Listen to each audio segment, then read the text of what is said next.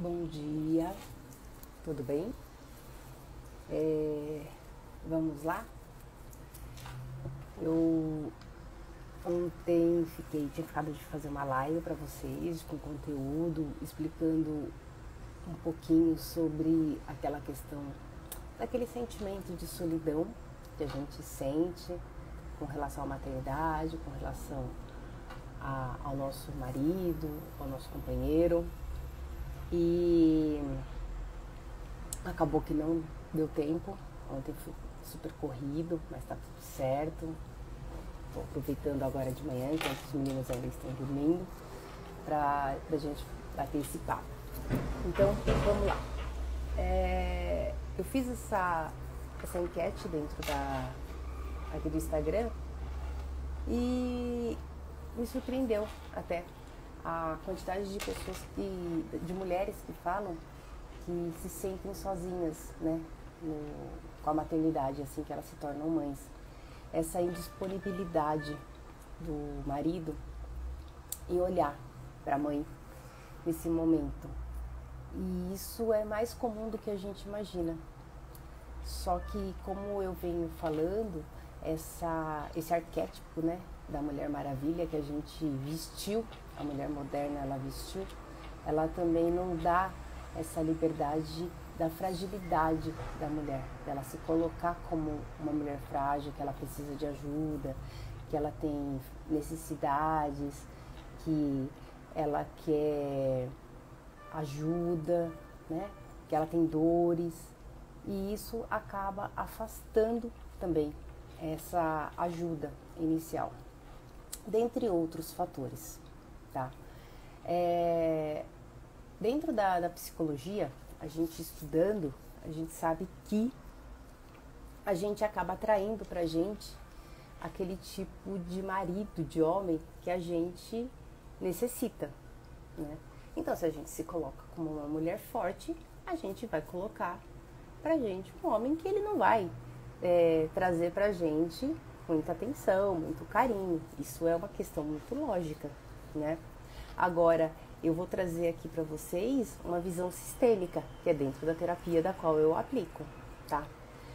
Dentro da terapia sistêmica, a gente fala o seguinte, que quando nós temos pais emocionalmente indisponíveis, nós atraímos inconscientemente maridos emocionalmente indisponíveis para nós também.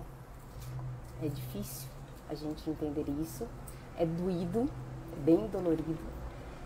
Eu mesmo passei por isso, e isso doeu, e não doeu pouco, doeu bastante dentro do meu tratamento, do meu autoconhecimento também. Mas isso, por outro lado, é uma questão muito lógica, é algo muito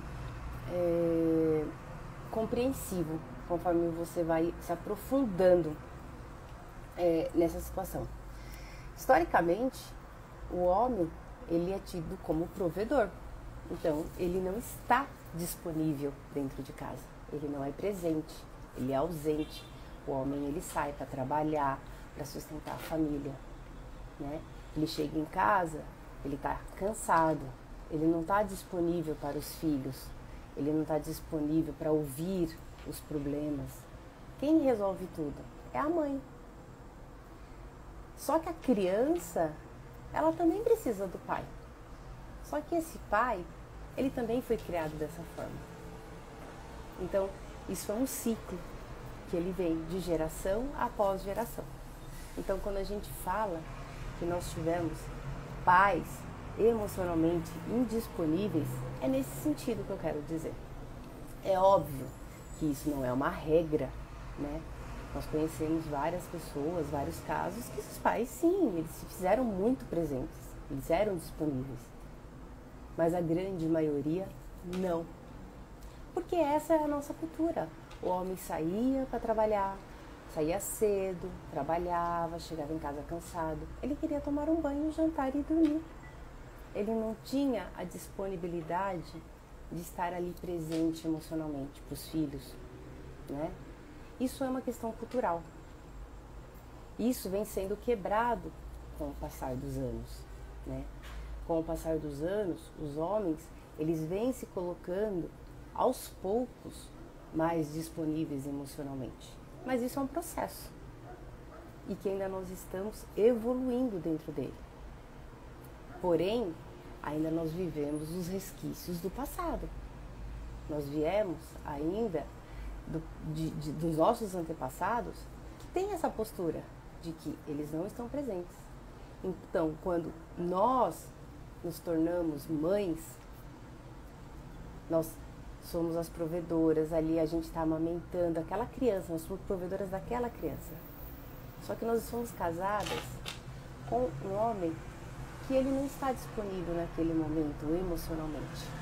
E se para nós mulheres, como eu falei na última live, que a gente já sofre o luto da maternidade, né? Que eu falei da outra vez, imagina para eles, que eles são totalmente isolados naquele momento.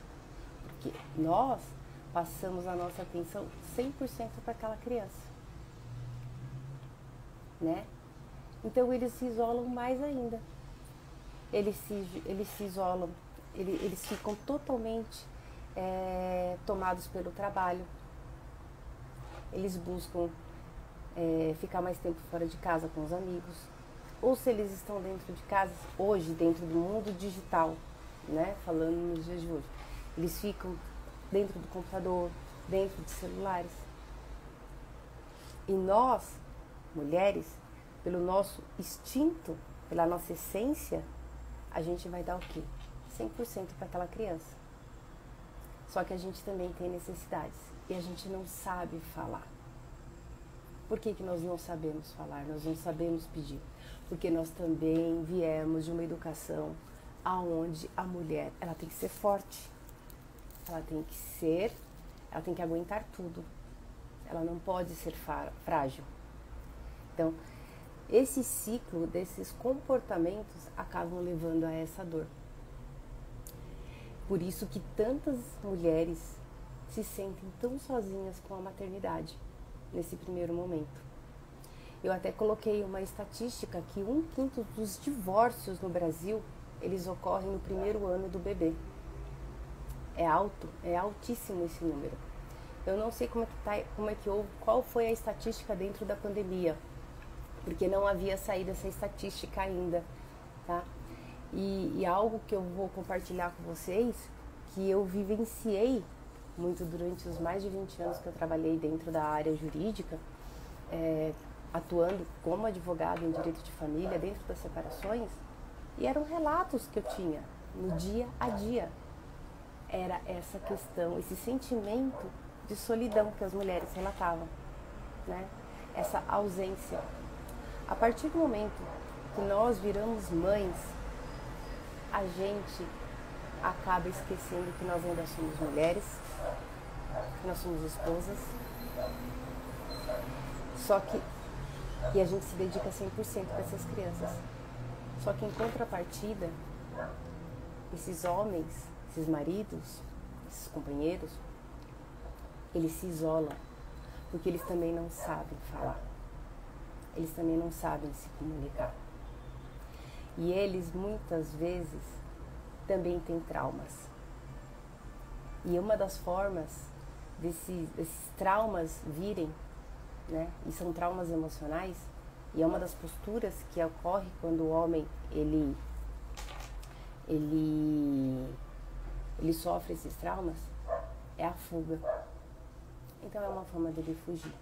Quando ele se vê dentro de um casamento, que ele se vê ali como pai. E quando a gente fala dentro da terapia sistêmica, não é uma postura consciente, é algo inconsciente. E é muito interessante, porque aos olhos de todos está tudo bem, a pessoa está ali presente, ela está fazendo tudo certinho. Só que eu estou falando de um sentimento que a gente não sabe explicar. É algo interno, é algo mais profundo. É algo que leva muitas vezes a essas questões de separação, que leva muitas vezes a tantas brigas, a esse afastamento, né? Eu até fiz esse comentário, né? Quando a gente falou sobre a live, que eu falei sobre a adoção, né? Que quando a gente faz a adoção, que a gente adota uma criança não para agregar uma família, e sim para ela substituir uma dor, que muitas vezes os casais acabam se separando, porque a gente coloca aquela criança para substituir uma dor. E a mesma coisa acontece na maternidade, porque a adoção também é uma maternidade, né? Óbvio. E a mesma coisa acontece quando nós nos tornamos mães também, né? Quando aquela criança chega, se com aquele casal já existe uma falta, se já existe uma ausência, se ele como é que fala? Se aquela mulher ela já sente uma solidão interna com o nascimento do filho, esse sentimento ele é suprido por essa criança em uma parte, em outra não, porque ela precisa do auxílio, só que aquele marido não está disponível emocionalmente naquele momento, então ela se sente cada dia mais sozinha, e aí vem todas aquelas tristezas, e ainda em muitos casos ocorre ainda a depressão pós-parto, que aí são outras questões também, né? E você ainda não tem aquele apoio. Então, a gente busca algo no homem que nem mesmo a gente sabe pedir. E às vezes ele também não está disponível para aquilo. É algo muito mais profundo, né? E a gente, mulher, né? Quando eu digo a gente, eu falo nós mulheres, a gente esquece que a partir daquele momento a gente também não olha mais para o nosso marido. A gente só olha para aquela criança. Só que quando a gente só olha para aquela criança, a gente sente um vazio.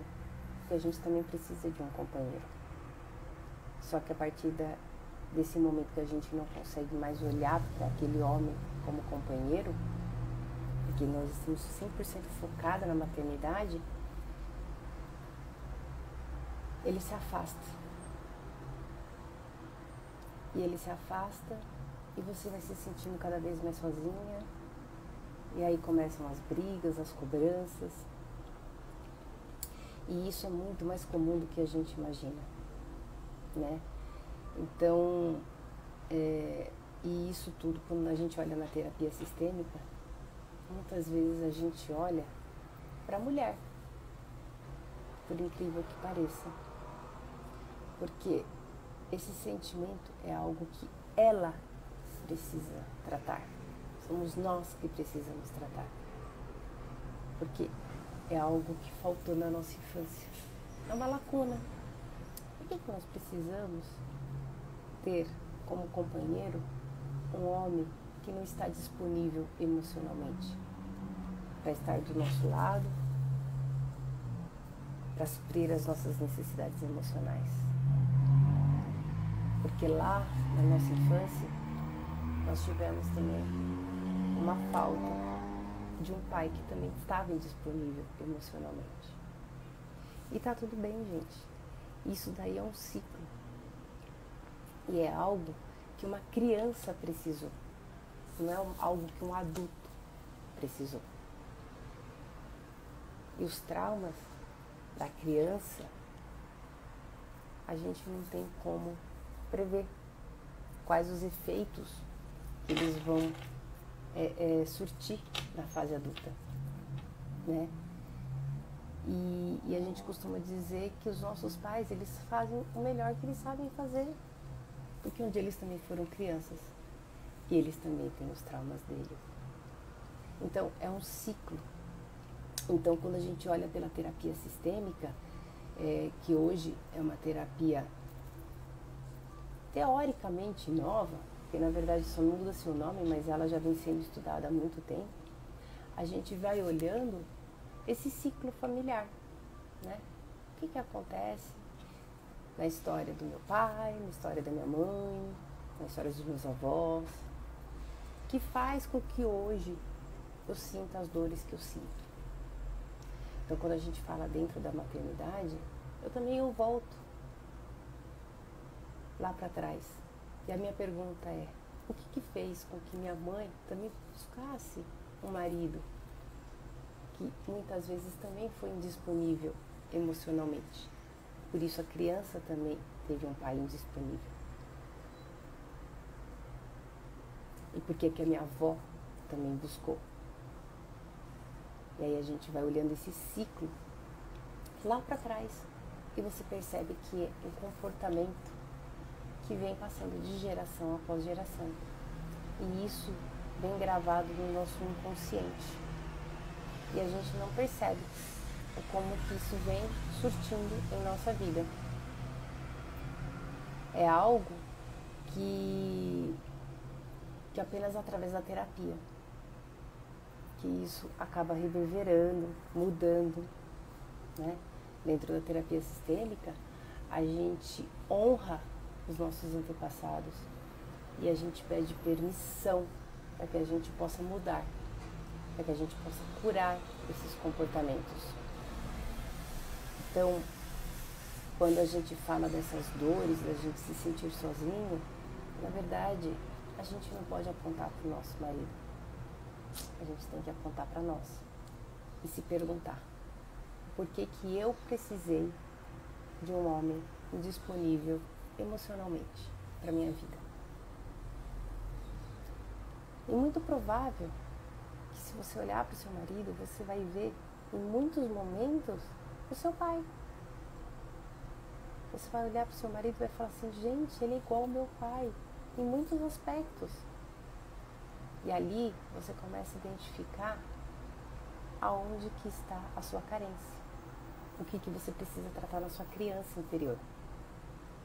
É ali que você percebe aonde está o problema e o porquê que você precisou estar ao lado de uma pessoa indisponível emocionalmente.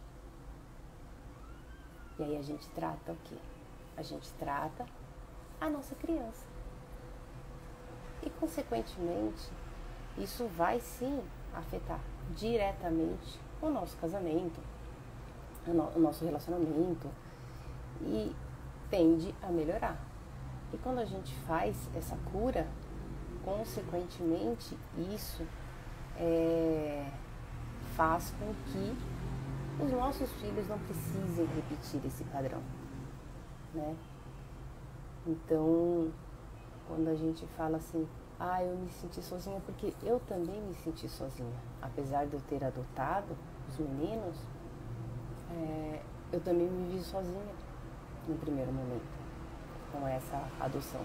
Não foi diferente, né? Eu me senti sozinha, eu me senti sobrecarregada, porque eu entendo que hoje ele não estava disponível ali emocionalmente. Ele tinha responsabilidades, mas ele não estava disponível para suprir as minhas dores ali, naquele momento. Então, isso causou dores, isso causou problemas, né? Causou discussões. E aonde a gente vem tratando. Ele. Chegou no momento onde ele mesmo percebeu que ele também precisava se tratar, porque ele também carregava dores. E o mais legal é isso, é que quando a gente começa a mudar, consequentemente o nosso companheiro, ele também muda. Então, quando a gente fala: é ele.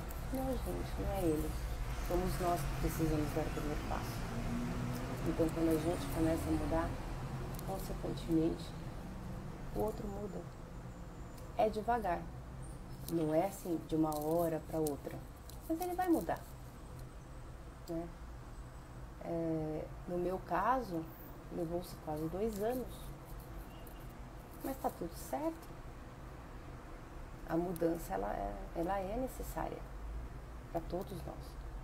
E isso é um fortalecimento.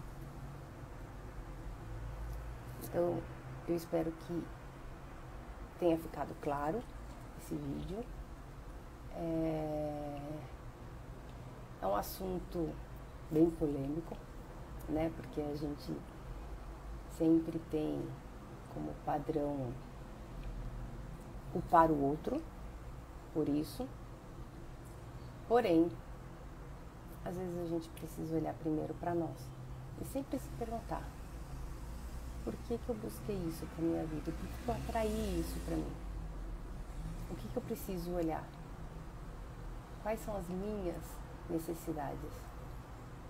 Para que depois eu possa tentar entender o outro. Então, hoje fica aqui a minha dica para vocês com relação a isso, tá? Quem gostou desse vídeo, vai aqui no aviãozinho, compartilha com os amigos, dá um like. A gente vai continuar fazendo algumas lives pequenininhas, explicando algumas coisas de conteúdo sistêmico.